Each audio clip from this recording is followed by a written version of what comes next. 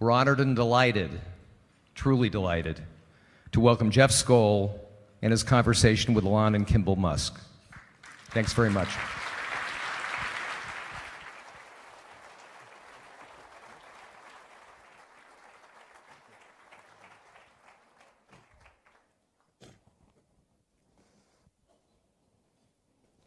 Thank you very much, Paul, for the very generous introduction. My name is Jeff Skoll, and I'm delighted to be here with my good friends Elon and Kimbal Musk.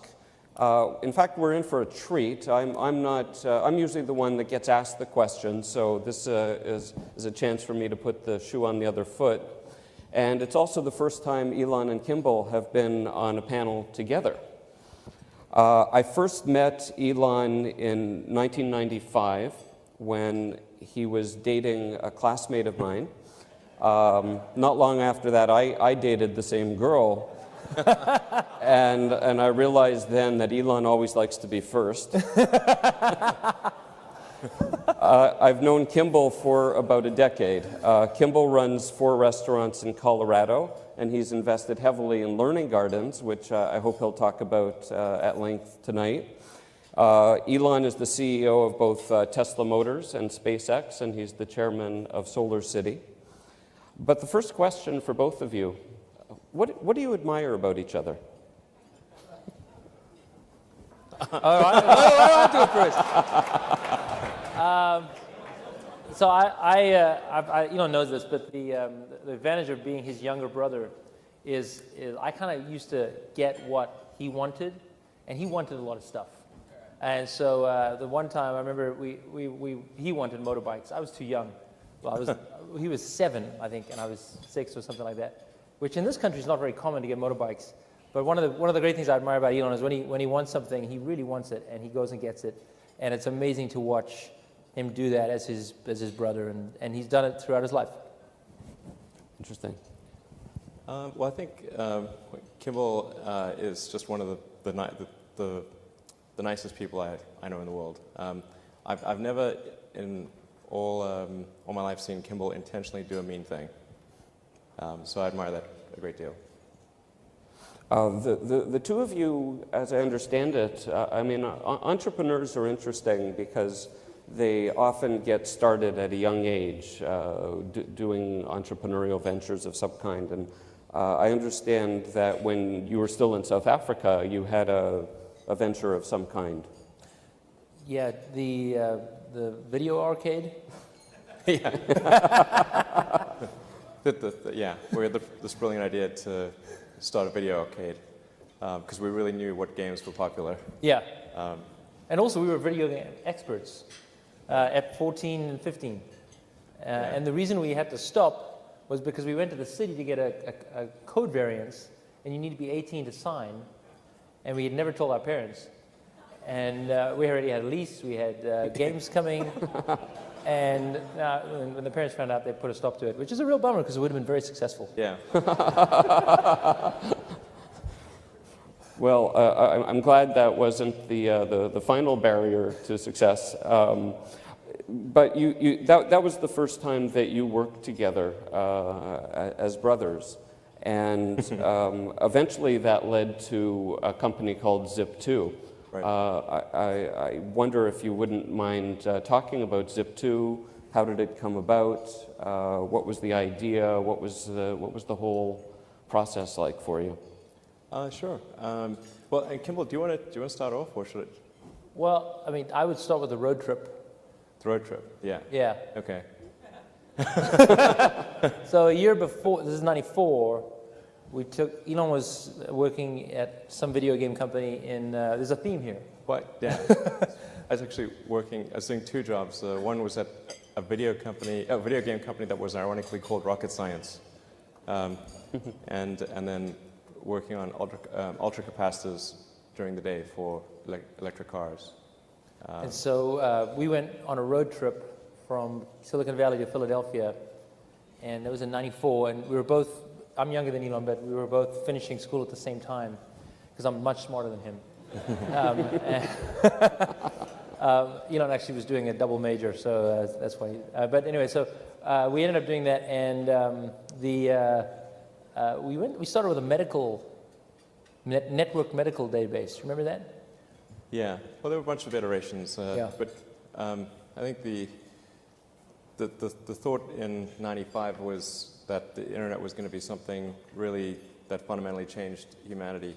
It was like humanity acquiring a nervous system. You know, previously people would communicate information almost by osmosis relative to how the internet works. You know, if you wanted to have access to a lot of information, like you'd go to like the Library of Congress, but unless you were physically where the books were, you didn't have access to that information. But with the internet, you could be anywhere in the world, and if you're connected to the internet, you have access to all the world's information. So it was really just like humanity was almost becoming like a superorganism with a nervous system. So we wanted to be part of, you know, building some elements of that. And It was a funny time because it made so much sense to us, but we literally had a guy throw a Yellow Pages book at us. He was a very senior executive, and tell us, do you ever really think the internet is going to replace this? yeah, And literally, and you're kind of looking at them going, this guy's screwed. yeah, yeah. He didn't, and people didn't know what the internet was, Yeah. Including in Silicon Valley. Yeah. Yeah, there was like something that universities and like the government used, and nobody was really doing anything on it, and you certainly couldn't make money. Yeah. Yeah. So Did you know that you were onto something right away, or did people just think you were crazy and pursuing some bizarre dream? When did it occur to you that Zip2 might be a success? Well, I mean, when we first started out, I think our ambitions were really quite low. It was really to make enough money to pay the rent. Yeah. We got a VC so- give us money. That was, yay! Yeah. We thought it was all over then. Yeah, it was pretty crazy. I mean, when we started out in '95, we literally, at the beginning, we had one computer, which would be the web server during the day, and then at night, I'd program on it. And we'd sleep in the office. Yeah, we we couldn't afford to Yeah, have an apartment. it was cheaper to rent the office than to rent an apartment, so we just rented the office and slept in the office and showered at the YMCA. Showered at the YMCA. And Yeah. for me, the worst part was eating at Jack in the Box 3 times a day. Yeah, man, this like I'll sleep it's in an really office difficult to anything. get food at Palo Alto after like 10 p.m. It's like Jack in the Box and a few other options. So we rotated through the Jack in the Box menu. I remember the one time I was literally at Jack in the Box. Hopefully you guys aren't, whoever's from the company's not here. And it was one of those like 3 a.m. things, and I took a milkshake, and I was so tired, and there was something in the milkshake, and I literally went like this. Yeah. That's your standards just dropped to nothing. Yeah. So we're through the end of '95, where that's essentially we're just sleeping in the office and showering at the YMCA, and then around the end of '95 is when Netscape went public, and then whether or not somebody knew what the internet was, they knew that you could make money on the internet somehow, or even if it's only on the greater fool theory. So when we went and talked to venture capitalists in early '96, there was a much greater interest in what we were doing. In fact, the round closed in like maybe a week or something. It was crazy. Yeah, we went from sleeping in the office to people throwing. I mean, again, this is a financial crowd, so you guys see these numbers every day. But for us to hear, we'll give you $3 million. Yeah, for, it sounded extremely. We thought they were crazy. Like, I why mean, would they it do was- that? It was literally like, these people are insane. They obviously do not realize we're sleeping in the office. In fact, when they did fund us, Yeah. they realized that we were illegal immigrants. Well, I mean, Yes, we were. I'd say it's a gray area. Yeah, yes, we were. We were illegal immigrants. We were sleeping in the office. We didn't have a car. We had one car, but the wheel kept falling off. But well, actually, yeah, the wheel did actually fall off the car. Yes, exactly. And the venture capitalists actually bought us cars. Yeah, well, they gave us 40 grand. It was 40 grand to go buy cars, which was at the time was more money than we'd ever seen. Yeah, and I bought I spent $35K on a Series 1 67 Jaguar E-Type. Which didn't drive. But he got what he wanted. Yeah, it looked really great by the side of the road. he got it. He was driving it home from the dealer, and it broke down, and he had to actually come to the house on a flatbed truck. Right, it didn't improve from there. I mean, it was really Should brutal. have kept the truck. Yeah. It reminds me in some ways of, eBay went public in 1998, and we had kind of the scrappy startup mentality as well. And the first time I ever saw Elon on TV was when you took delivery of a McLaren supercar. That's right. So Yeah.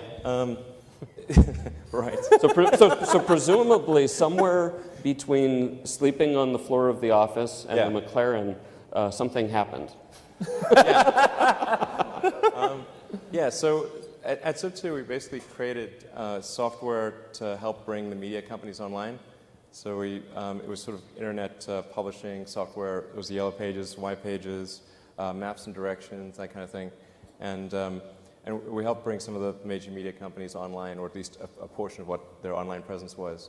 And so we had as customers and investors New York Times Company, Knight Ridder, Hearst, and most of the major media companies. And then In fact, the guy that threw the telephone book at us eventually became an investor. Yeah. Right. And then the company sold to Compaq Right. for a little over $300 million. Yeah.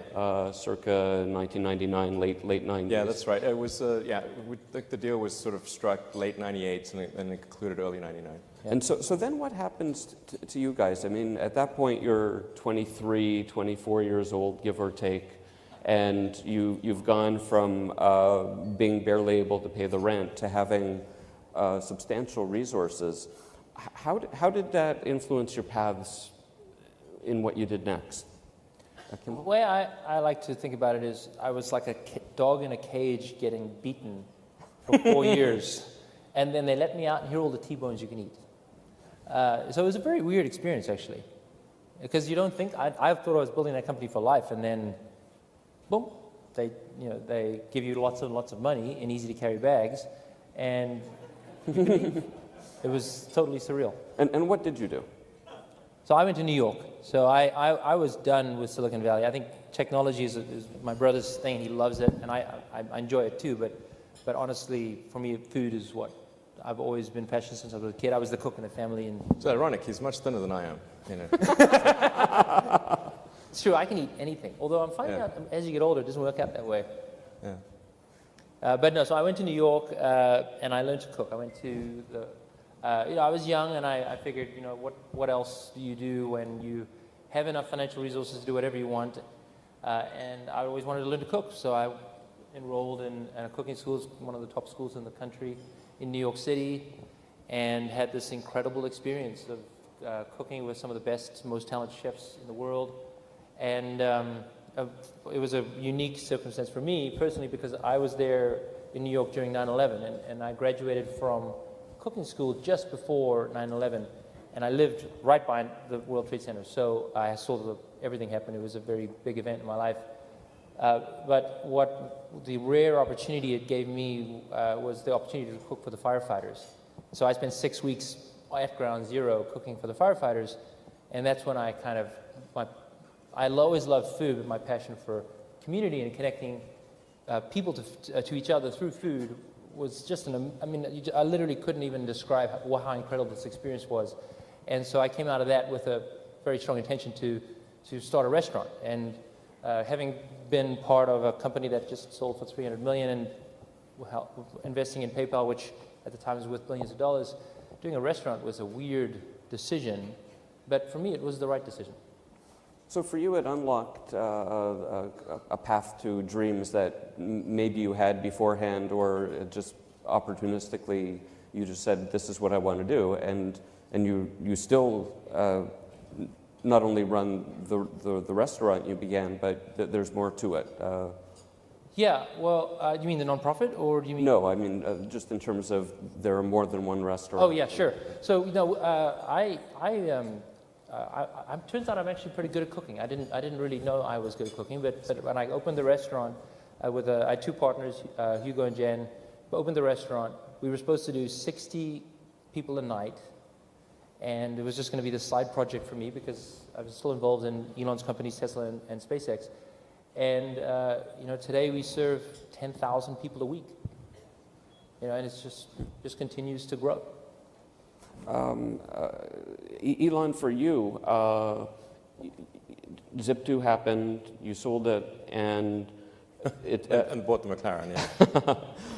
and if I'm not mistaken, you invested most of that money into your next venture, X.com. That's right.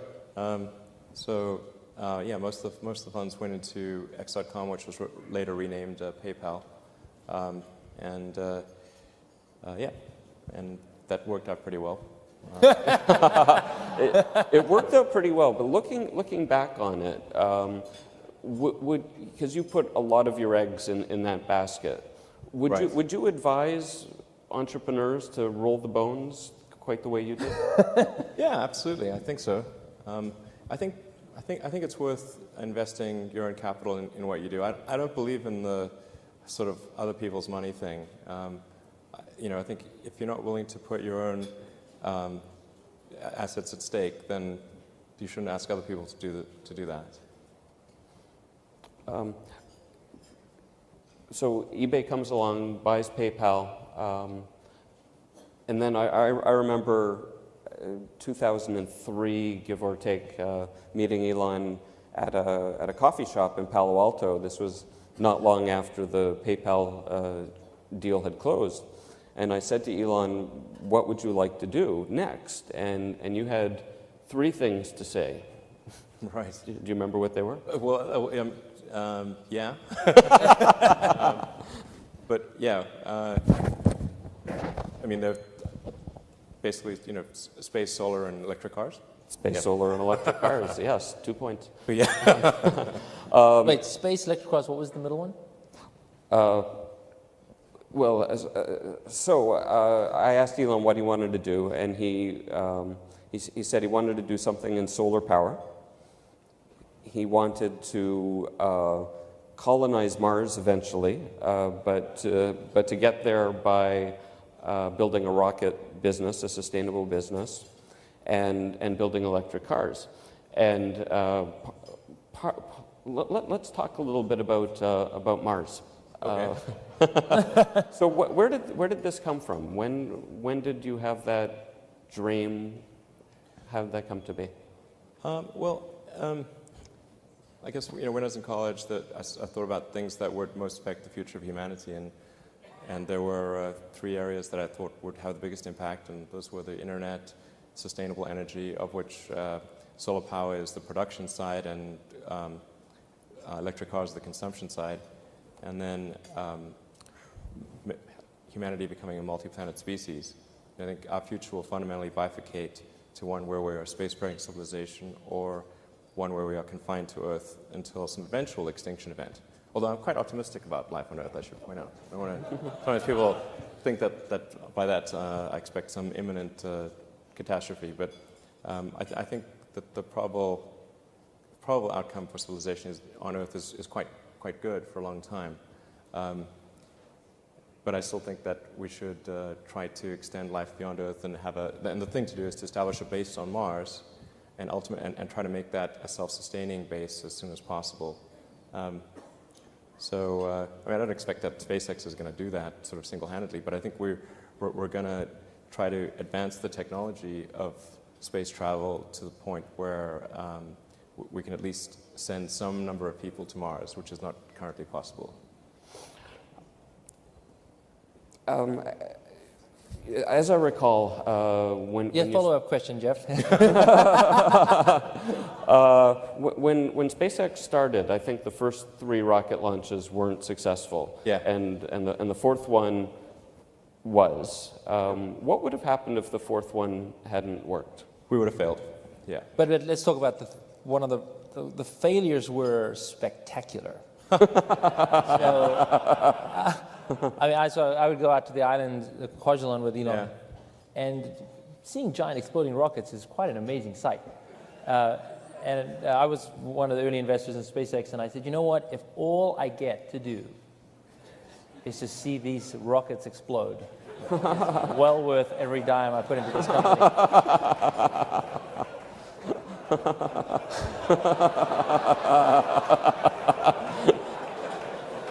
There's something to be said about brotherly support.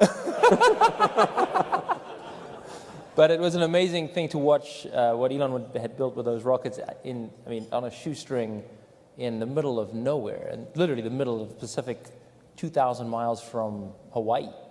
That experience, we'd fly in these what are they called? What are those?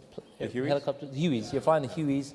You feel like you're right out of Apocalypse Now, flying to Dr. Evil's island.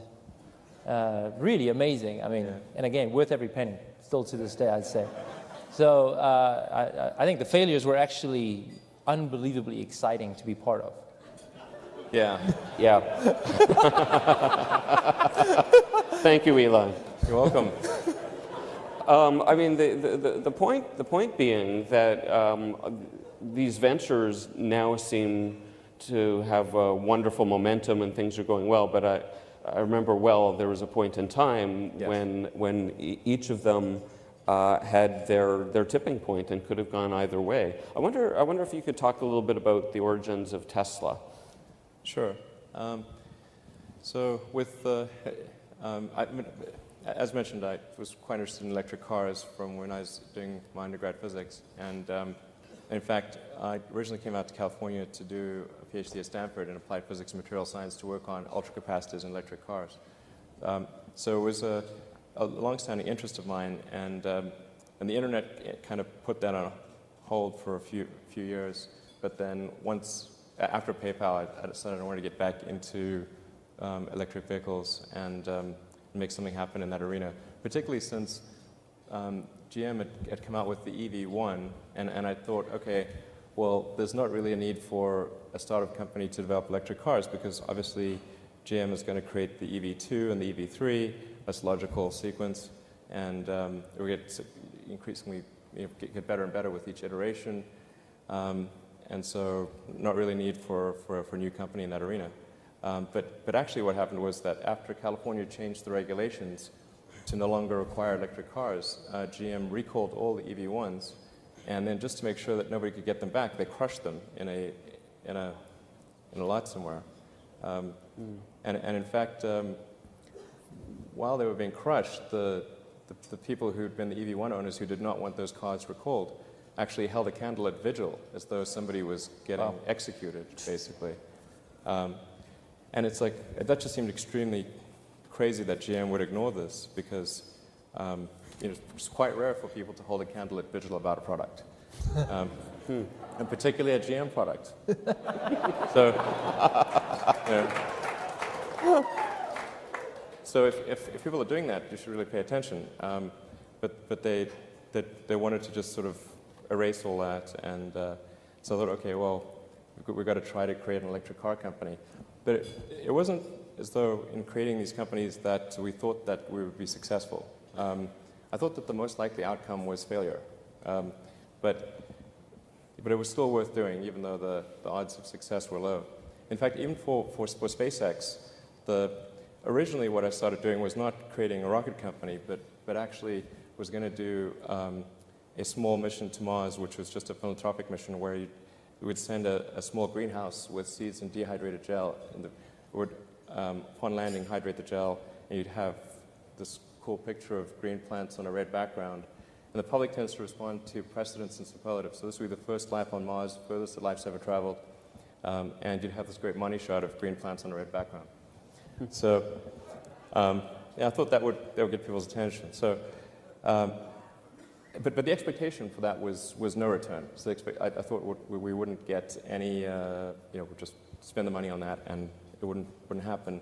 And it was in the process of trying to do that mission that I concluded that I'd made a mistake with respect to my assumptions about why are there no people on Mars.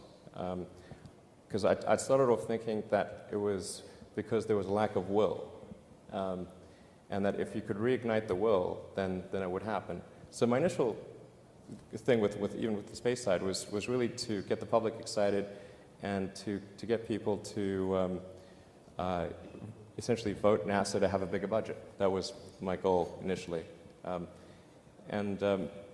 as I tried to do that mission, I was able to compress the costs of the satellite or the spacecraft and the greenhouse and everything and the communication costs, but I wasn't able to compress the rocket costs.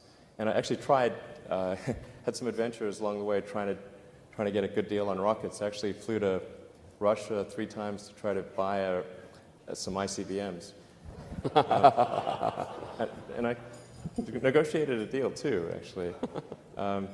But after the 3rd trip to Russia, which was very, very strange because I was like there in 2001, 2002, and I thought, well, if we do this, well, it's going to generate a lot of interest, but if there's still a fundamental technology issue with rocket transport, then it's not going to solve the problem.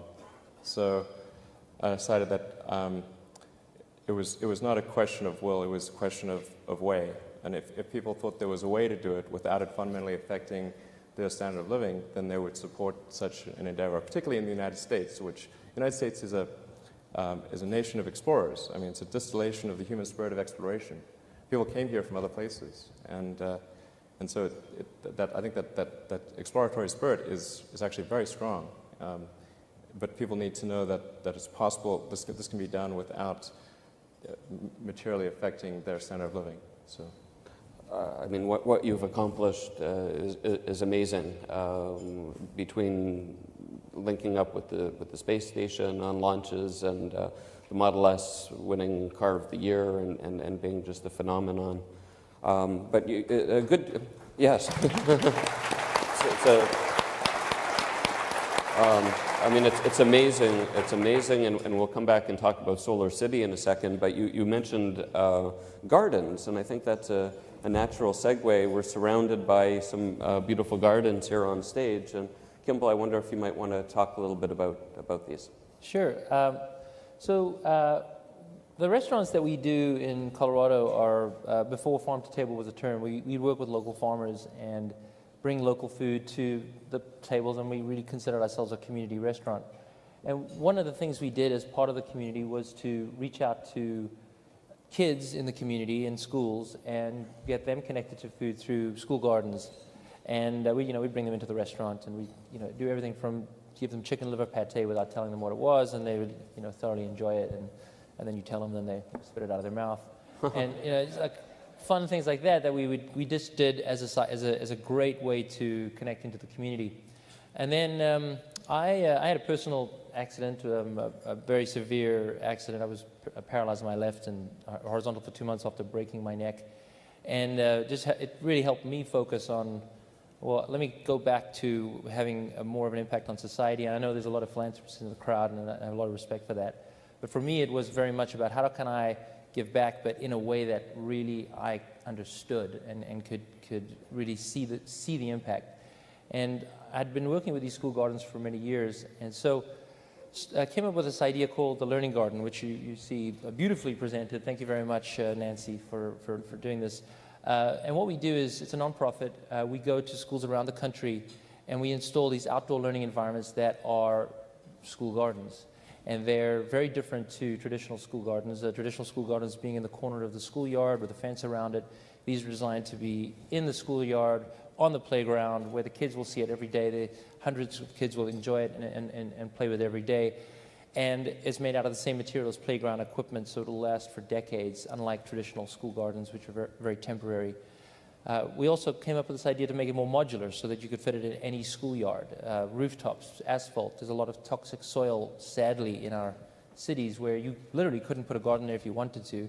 And these were designed to be FDA approved just for food, for growing food. And so what I did was really look at the problem based on the experience that I had working with Elon and working in whether it's manufacturing or operations or politics, frankly, which is a very big political problem. And what value could I add? And there are lots of great gardeners out there, and I'll be the first to tell you I'm not a gardener. But I really believed in the impact that these were having, and the data is amazing. I mean, we see a doubling of vegetable intake when kids have a learning garden on their schoolyard, literally a doubling from 2.5 to 5 portions a day. We see test scores, particularly in science, go up by 15 points on a 100-point scale when they get taught the same science lesson in the learning garden versus in the classroom. This incredible impact on their lives. And the challenge was not a question of school gardens. That had already been proven. The challenge was, how do you scale? How do you get something that will reach 100,000 schools within a few years? Because that's the problem we have. Childhood obesity is today's problem. It is not tomorrow's problem. 20% of underserved kids are going into kindergarten obese. It's an awful tragedy. We have these poor children that are not only obese, but they're actually starving because the food we're giving them has no nutrients. It has calories, but no nutrients. And it's just this awful, awful situation, a real tragedy that we're creating. And so for me, what I wanted to do was, how do I come in and say, okay, I know what I know what I think I can do well. Let me see what I can create that could actually go into 100,000 schools within a few years. And so I created the Learning Garden with this idea to, by the end of this decade, to reach every child that wants one, or every school that wants one. And we have the capacity. Now what we need is the political will to go do it. And so we'll have about 200 installed this year. And we started 2 years ago, and we did one 2 years ago. We did 50 last year. We'll do about 200 this year. Hopefully 1,000 next year, and then many thousands after that.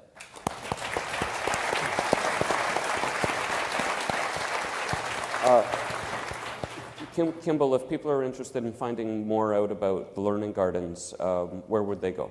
Thekitchencommunity.org. Please go. If you're a superintendent, and I know there's some superintendents in this room, because I had some heated conversations with you guys earlier, please go learn about it, because there's no better way to teach kids about science, which we all understand is a massive problem in this country. Getting our kids to love science is so important, and childhood obesity is so important. We need to fix this problem. We are creating expensive, unproductive people. Let's just stop that. Let's fix the problem. Let's fix it now. Absolutely. I think we'll talk a little bit about Solar City, yeah, and then maybe open up to questions from the audience.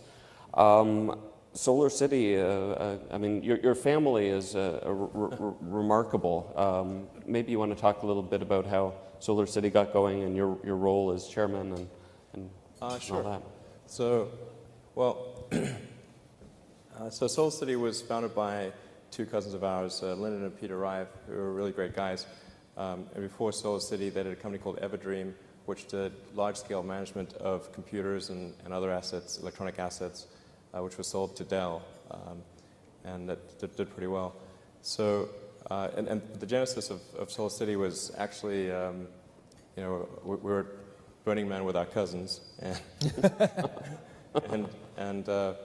they were thinking about what to do next, and I said, well, I think there's a real need for great entrepreneurs in the solar industry, and I said if they were willing to start a solar power company, then I would completely back them on that. So they took me up on the offer and created Solar City, which what Solar City is essentially is a giant distributed utility.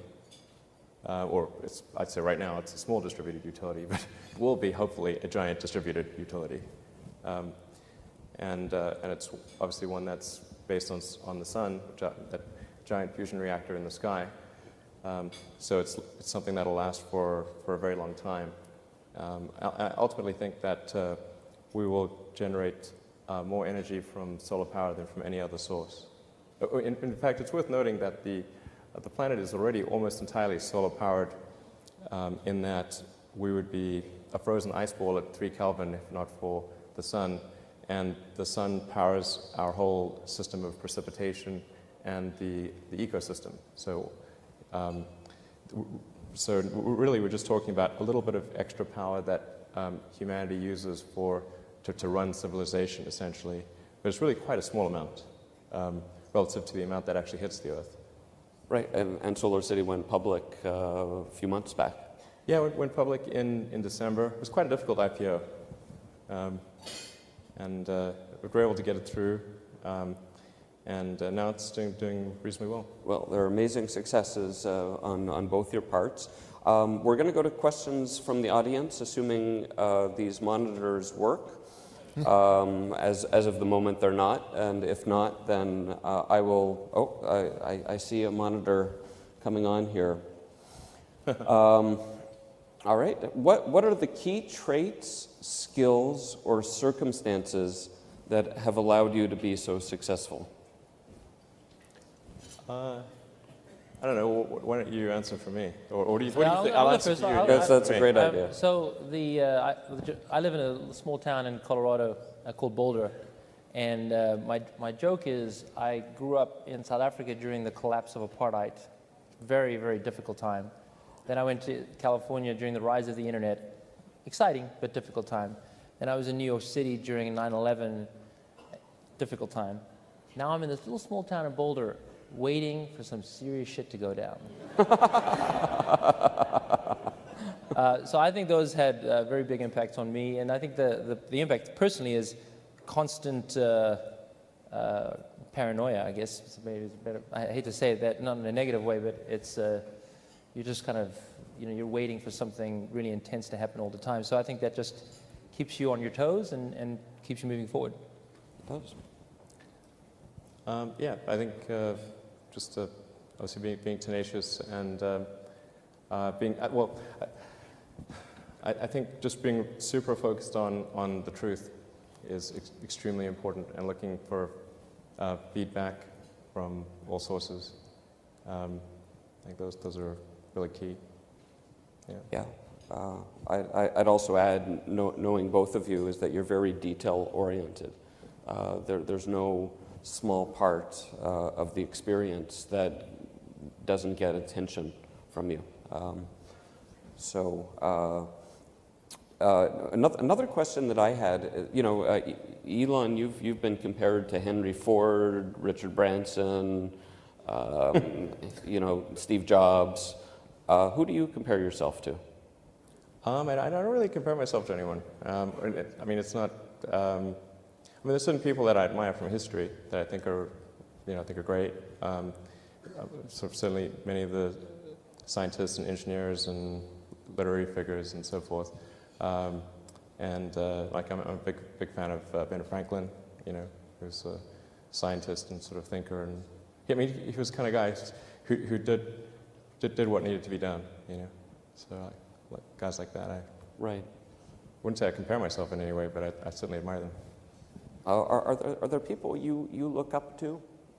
I think the two that I look up to, in my way, I look the same thing as Elon, is kind of look back. I love Winston Churchill. Yeah, he's cool. He's that guy, I think, was one of the greatest gifts to mankind. And I think Steve Jobs. Right. Yeah. And I think the thing that makes me like these people is that they put their passion into their work, and it's not about the job. It's not about coming to work. It's about making a difference in your society. And I think that's what I've always admired with my brother and with anyone else. One thing I've observed from my own entrepreneurial history is that people that start out building a company to make a lot of money almost invariably fail. It's people that start out with a dream or something that they're passionate about and they care about, and the money just kind of comes as I think if you think about it, you can get money both ways. But if we have a mutual friend of ours, Bill Lee, who has this phrase that starting a business from scratch is like chewing glass and looking into the abyss. It is really, really hard. And if you don't like your glass sandwich, you're going to have a miserable, miserable life. And so it's a very important lesson. Do what you're passionate about, because no matter what you do, if it's making a difference, it's super hard to do it. And so you better be passionate about it. Let's see if we have any other questions from the audience. Yeah. Next question, please. For Kimbal, what role and impact do you see impact investing and social ventures having in solving the world's major problems? So I actually get this question asked to me a lot. I was literally had this conversation with a major social investor a week ago. I really struggle with it, to be honest. I think the idea of obviously investing as a philanthropist, I love. I think that's really great. But if you're looking for a financial return, it is super hard to not have that as your key driver. I get the idea of double bottom line or triple bottom line, and I live that life all day long, but it's a personal decision of mine. And I really do struggle with the right answer, because the more money you make, the more difference you can make in philanthropy, and you can separate the two, and you can be quite impactful as a philanthropist. If you're a financier on Wall Street, you can choose to, I mean, I'm sure once you reach a certain point, everything you do will be for philanthropy after that, and that makes a big difference in the world. If you chose to invest in social ventures and get a smaller return, I think you struggle. Success is very important, and so I really believe in isolating the problem, focus on success, getting it done, and in the case of investing, that means focusing on investing and getting the highest possible return within reason. Human rights and all that stuff, but social investing, I think, is a very difficult space to make work. And actually, maybe Jeff, you should answer that question, because you do that all the time. Yeah, except I'm sitting in this chair. Well, I agree with you. I think social investing has all the rigor and challenges of for-profit investing, but added into that is the qualitative, sometimes unmeasurable aspects of dealing with some sort of social change or social good. So one of the things on the nonprofit side, I was specifically referring to for-profit social ventures, but on the nonprofit side, I get really frustrated because there is no measuring stick. It's, how are you doing? You get to measure yourself. That's retarded. You need to have some measuring, some common grounded measuring stick. And in the for-profit world, you've got profit. And in the nonprofit world, it's very weird. It's my first nonprofit, so I'm learning as I go. I don't know what the answer is. Elon, anything to add on that?